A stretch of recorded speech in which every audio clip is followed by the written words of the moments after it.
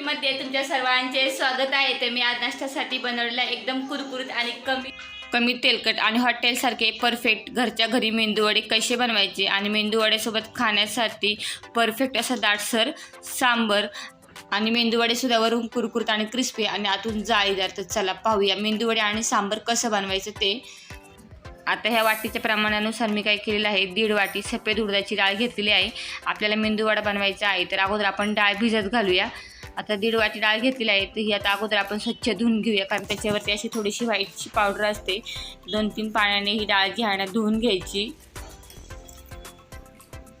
तर बघा धुवून घेतलेलं आहे। आता याच्यामध्ये टाकायचं आहे पाणी। आता पाणी जास्तच टाकायचं, कारण ही डाळ दुप्पट फुलते।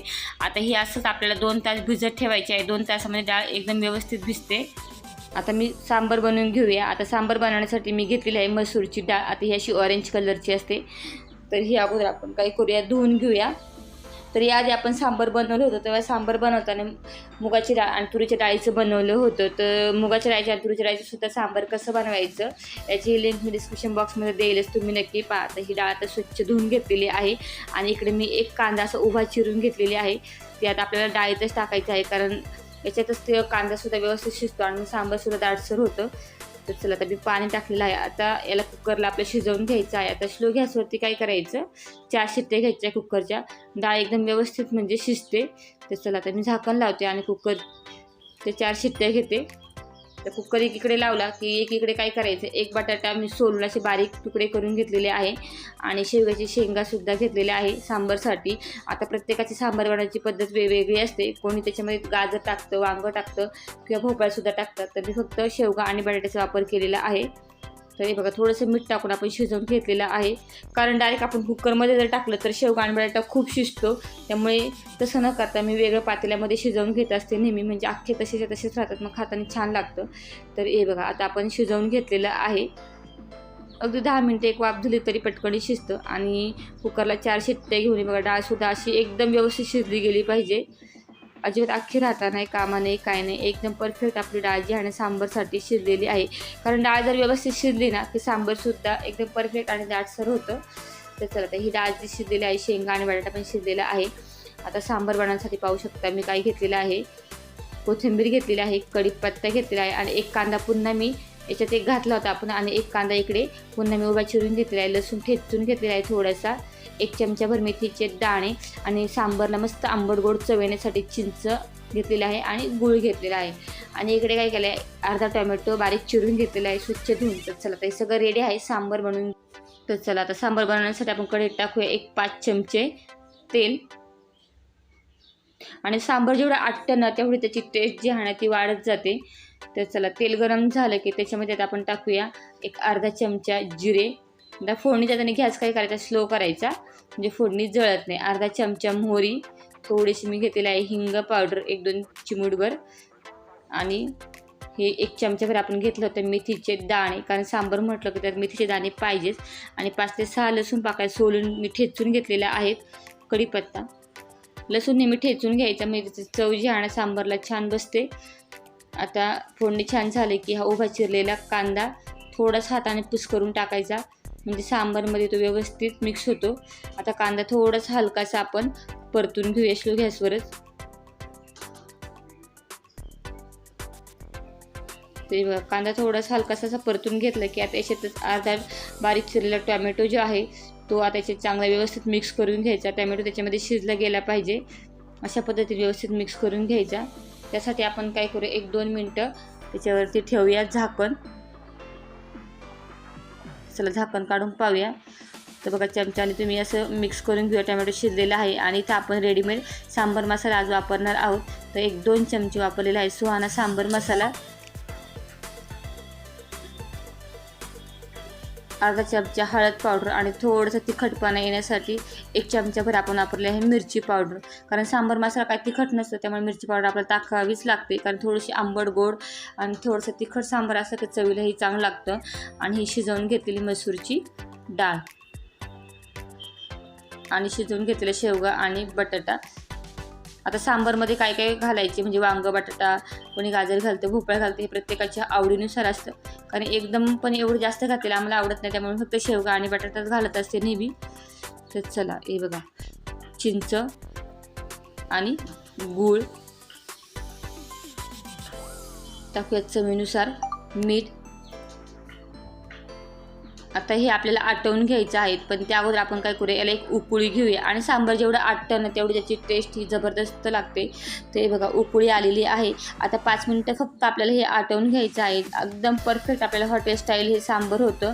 तुम्ही सुद्धा मसूर डाळीचं सांबार बनवून पाचवलं पण जबरदस्त लागतं. आता ही डाळ जी आहे ना ती व्यवस्थित भिजली गेलेली आहे आणि मी स्वच्छ पुन्हा धुवून घेतलेली आहे. आता हे 2 लसूण पाकळ्या सोलून घेतलेल्या आहेत आणि ह्या मी हिरव्या मिरच्या घेतलेल्या आहेत. तर ते अगोदर आपण मिक्सरच्या भांड्यामध्ये टाकूया.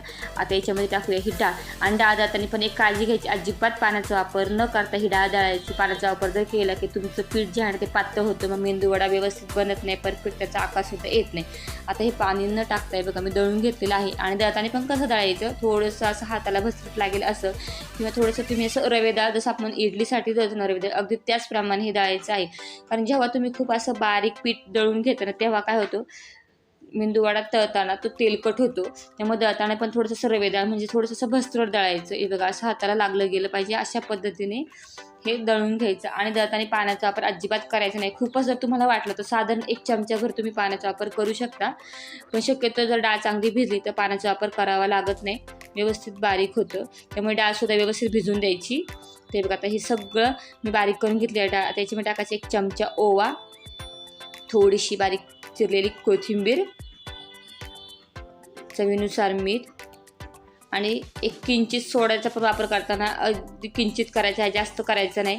एकदम थोडा सोडा टाकलेला आहे. आता हे मिक्स करून घेऊया, कारण जास्त सोडा जर तुम्ही वापरलात तर सोडाने काय होतं, तेल पकडतं. त्यामुळे एकदम किंचित सोडा टाकायचा आहे. आता हे मिक्स करून घेऊया. तर हे बघा आपली डाळ व्यवस्थित भिजली होती, त्यामुळे पाण्याचा वापर न करता आपण पीठ बारीक करून घेतलेलं आहे. आता हे मेंदूवड्यासाठी बॅटर तयार झालेलं आहे. तर चला बघा एकीकडे आपलं सांबारसुद्धा तयार झालेलं आहे. आपण छान आटवून घेतलेलं आहे, एकदम परफेक्ट आणि चवसुद्धा हॉटेलसारखी. अगदी तुम्ही मेंदूवड्यासोबत खाऊन तुम्ही आवडीने पिणारसुद्धा, इतकी छान हे सांबार होतं. तर पाहू शकता कसं झालं आहे. आता गॅस करूया बंद. आता मेंदूवडा करताना तेल नेहमी तापवून घ्यायचे. बघा असं सोडलं की डायरेक्ट वरती आला पाहिजे वडा असं. आणि एकीकडे पाणी घ्यायचं एका भांड्यामध्ये, असा हात ओला करायचा. आता तुम्हाला हाताने सुद्धा मी मेंदूवडा कसा बनवायचा ते सांगते. हात ओला करायचा आणि अंगठ्या साहाय्याने असा होल करायचा. आणि हे बघा ओला हात असला की पटकन जातो. आता हे हाताच्या साहाय्याने, आणि मी तुम्हाला म्हणजे पेला म्हणजे फुलपात्राच्या साहाय्याने सुद्धा मेंदूवडा कसा बनवायचा हे सांगणार आहे. प्रत्येक वेळी मेंदूवडा सोडताना असा हात ओला करायचा. हात ओला केला की पटकन तेलामध्ये सुटला जातो. आणि बघा अंगठ्याच्या साहाय्याने असं होल करायचं. होल का करायचं, कारण तो व्यवस्थित फ्राय होतो. आतमध्ये पीठ तसंच राहत नाही, कारण उडदाची डाळ जी असते ती चिकट असते. त्यामुळे मध्ये असा मेंदूवड्याला होल केला जातो, जेणेकरून ते व्यवस्थित फ्राय होतात. तर हे बघा आता मी हाताच्या साहाय्याने तुम्हाला दाखवलेलं आहे कसे सोडायचे. आता तुम्हाला पेल्याच्या साहाय्याने सुद्धा मी मेंदूवडे करून दाखवते. अगदी त्याचा आकार जो आहे ना तो सुद्धा जसं आपण हॉटेलला बाहेर खातो अगदी तसेच येतात. तर चला हे बघा आता हे फ्राय करून घ्यायचे आहे. तर हे बघा आपले मेंदूवडे जे आहे ना फ्राय झालेले आहेत छानपैकी.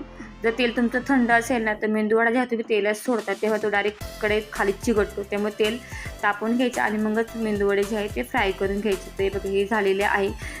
आता हे बघा आता पेला घेतलेला आहे तो पण ओला करून घ्यायचा. त्याच्यावरती हाताने असं पीठ ठेवायचं आपलं मेंदूवड्याचं, आणि याला पण थोडंसं मध्ये होल करायचं आणि हे बघा तेलात सोडून द्यायचं.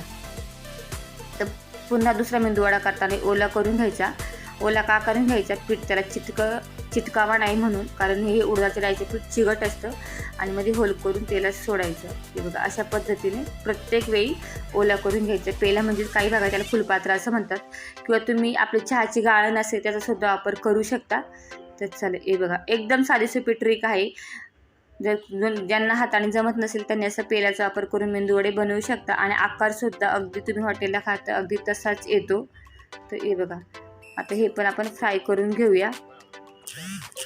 तर हे बघा अगदी पाहूनच समजतं अजिबात आपले मेंदूवडे जे आहे ना ते तेलकट झालेले नाही आहे आणि मस्त क्रिस्पी झालेले आहे. वरून मस्त क्रिस्पी आणि आतून छान जाळीदार असे आपले मेंदूवडे झालेले आहे. हे बघा आकारसुद्धा एकदम छान आलेला आहे, बनवलेले आहेत छान असे. हे बघा अजिबात तेलकटसुद्धा झालेलं नाही, काही नाही. इकडे काही फ्राय होतात ते, आणि इकडे बघा मस्त असं हे आपलं दाटसर सांबार त्याच्यासोबत खाण्यासाठी बनवलेलं आहे. बघा मस्त शेवगा टाकला आहे, बटाटा टाकला आणि छान असं सांबारसुद्धा त्याला अजून इकडे करायचे बाकी आहे. तर चला तर बाय, मी एवढे मेंदूवडे जे आहेत ते बाकीचे करून घेते. तर चला बघा मस्त आपलं हे दाटसर सांबर तयार झालेलं आहे, पाहू शकता.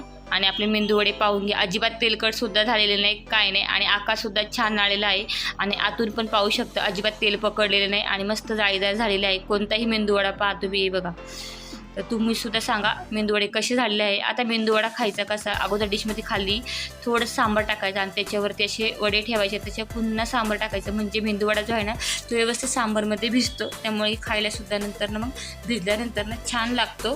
ते बघा मस्त आपला मेंदूवडा जो आहे, मेंदूवडा आणि सांबार खायला तुम्हाला देखील आवडतो का? आणि हॉटेलसारखा क्रिस्पी आणि कुरकुरीत आणि कमी तेलकट आपण मेंदूवडा बनवलेला आहे. तुम्ही सुद्धा अशा पद्धतीने बनवून पहा.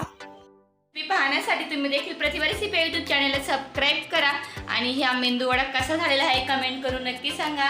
व्हिडिओला लाईक करा आणि शेअर करा. धन्यवाद.